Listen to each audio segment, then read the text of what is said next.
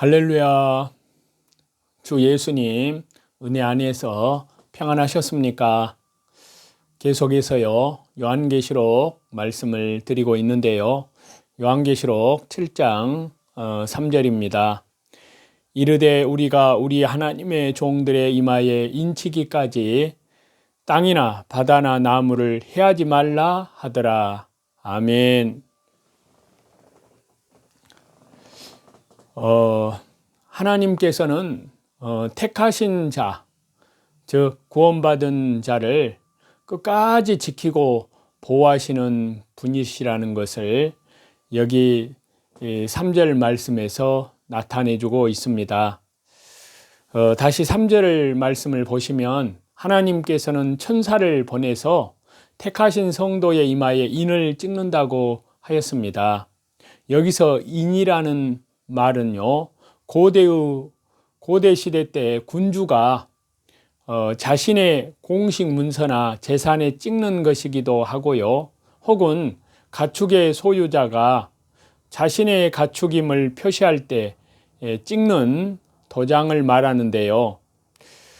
또한 이는 노예나 군인들 혹은 종교나 길드와 같이 어떤 단체의 회원임을 확실히 하기 위한 신분 표시의 일종으로 찍기도 했습니다. 따라서 하나님께서 성도들에게 이러한 인을 친다는 것은요, 택하신 자를 자신의 양으로 확실히 하여 지키고 보호하시겠다는 뜻을 분명히 하는 것이라고 볼 수 있는데요. 한편으로 요한계시록을 끝까지 살펴보시면 이처럼 찍은 하나님의 인은 마지막 끝날까지도 없어지지 않고 천국에서도 그대로 남아있는 것을 볼 수가 있습니다. 즉 하나님께서는 한번 택하셔서 찍은 언약의 인은 상황이 변하거나 시간이 지난다고 해서 흐려지고 사라지는 것이 아니라 어떠한 상황이나 시간 속에서도 결코 사라지지 않고 영원하다는 것입니다. 그리고 이는 한번 택하신 하나님의 사랑이 마지막까지 변함없이 지속될 것임을 말해주는 것이 아닐 수 없습니다. 자, 왜냐하면요, 해와 달이 변치 않는 한 하나님께서 약정하신 언약 또한 변치 않듯이 그 언약의 표인 하나님의 인이 성도에게 남아있는 한 하나님께서 약속하신 사랑과 보호 또한 영원할 것이기 때문입니다. 그렇기 때문에요, 문제는 하나님에게 있는 것이 아니라 바로 저와 여러분, 우리에게 있다고 할 수 있습니다. 왜냐하면요, 하나님의 사랑이 이처럼 영원 불변하는 것에 반해 가끔 인간들 스스로가 이를 저버리는 경우가 있기 때문입니다. 그래서요, 이러한 얘기가 있습니다. 곧 미국의 남북전쟁 초기에 북군이 위기에 몰리자 링컨 대통령은 이를 위해서 집무실의 문을 잠그고 오랜 시간 하나님께 기도를 드렸다고 합니다. 그동안 밖에서 초조하게 기다리고 있던 사람들은 기도를 마치고 나오는 링컨에게 하나님이 과연 우리 편이신가를 물었다고 합니다. 그때 링컨은 이렇게 대답을 했다고 하는데요. 여러분, 하나님은 처음부터 우리 편이셨습니다.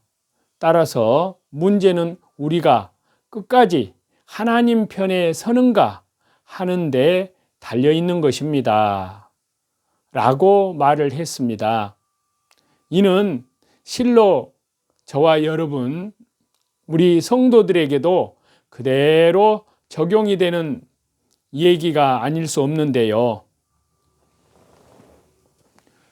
주 예수님의 십자가에 그 개하신 보혈로 사신 하나님께서 사랑하시는 저와 여러분, 만일 저와 여러분에게 진정 하나님의 택하심을 입었다는 믿음이 있다면 이 땅을 살아가면서 어떠한 상황을 만날지라도 결코 저와 여러분, 우리를 향하신 하나님의 사랑을 의심해서는 안 됩니다.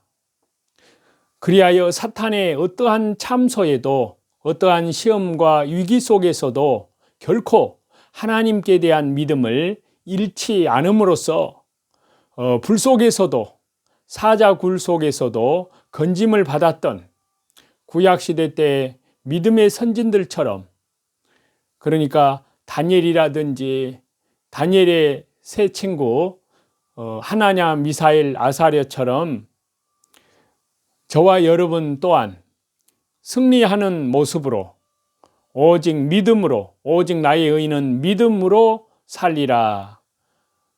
예수 그리스도의 이름으로, 믿음으로 승리하시는 천국의 영광에 들어가야 될 줄로 믿습니다. 그래서요, 신약 성경에 누가복음 21장 17절과 18절을 보면 이렇게 말씀하고 있습니다. 또 너희가 내 이름을 인하여 모든 사람에게 미움을 받을 것이나 너희 머리털 하나도 상치 아니하리라. 얼마나 놀라우신 은혜의 말씀이십니까?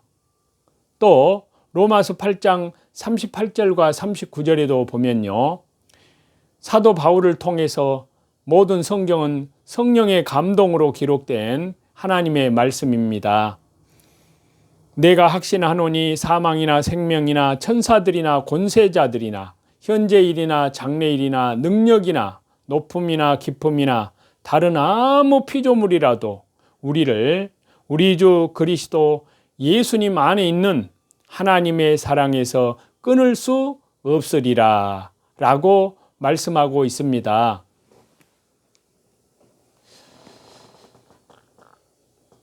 성경은 그 어디에서도 예수님의 재림의 시간에 대해서 언급하지는 않습니다.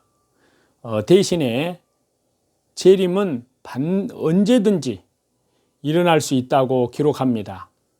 성경은 한결같이 임박한 언어로 구원받은 자의 성도들을 데리러 오시는 주 예수님의 재림을 기록하고 있습니다.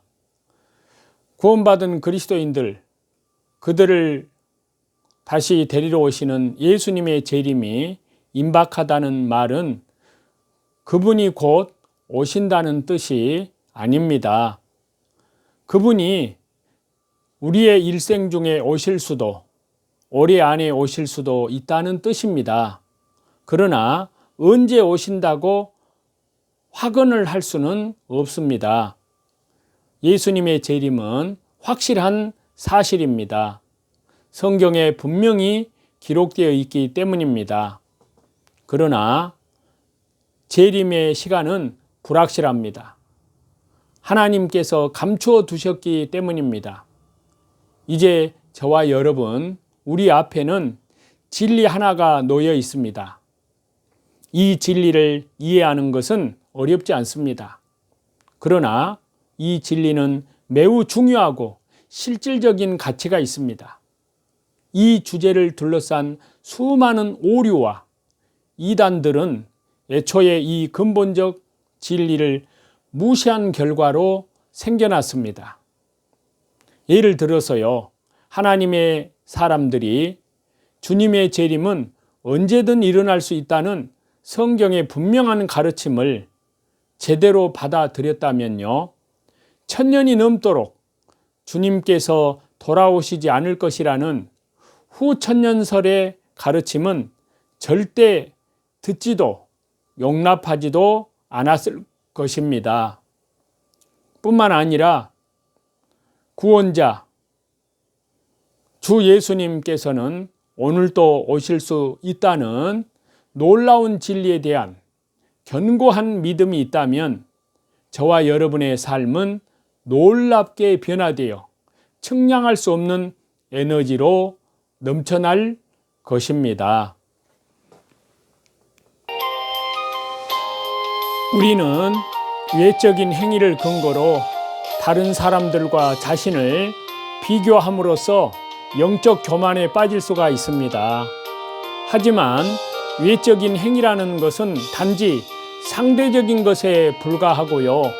하나님과 올바른 관계를 맺는 데 있어서는 아무런 가치도 없습니다. 이러한 사실을 깨닫게 되는 순간 우리의 영적 교만이 죽게 됩니다.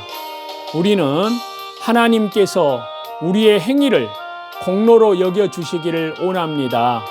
하지만 행위로 하나님의 은혜를 얻을 수 없습니다.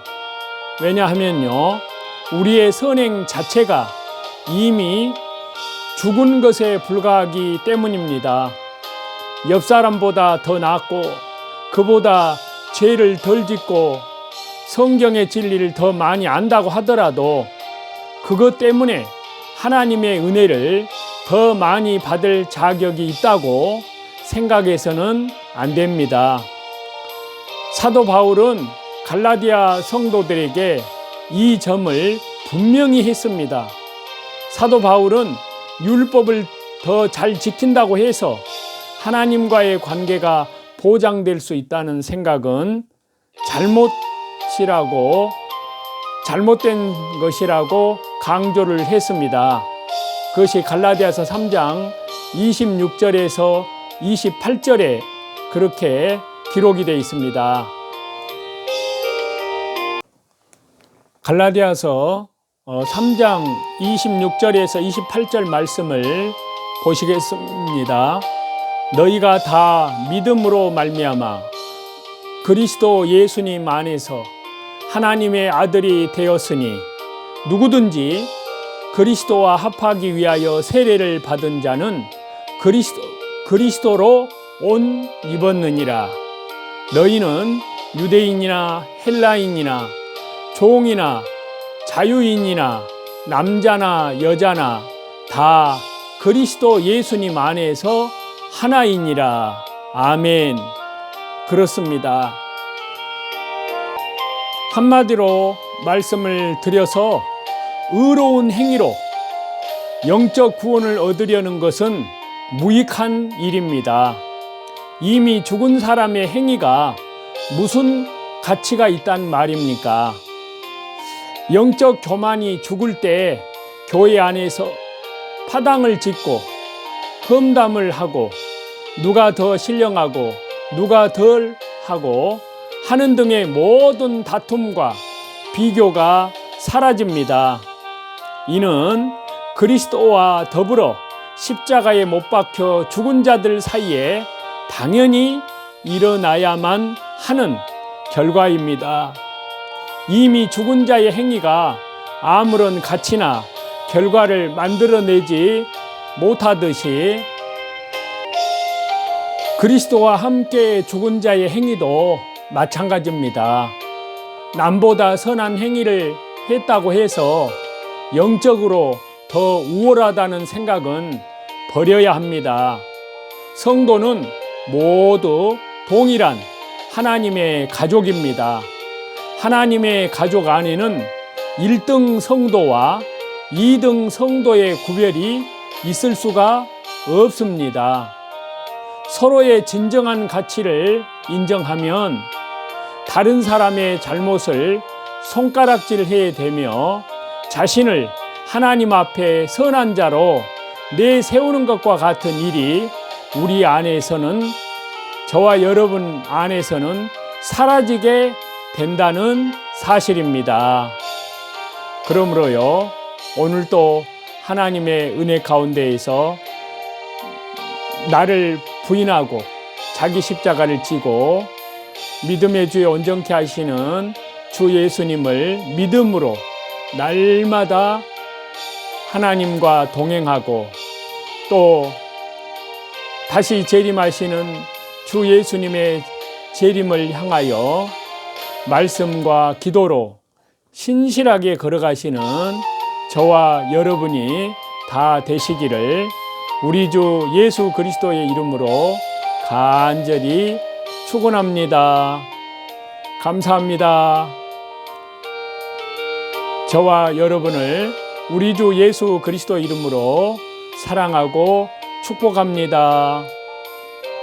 내일 또 뵙겠습니다. 감사합니다.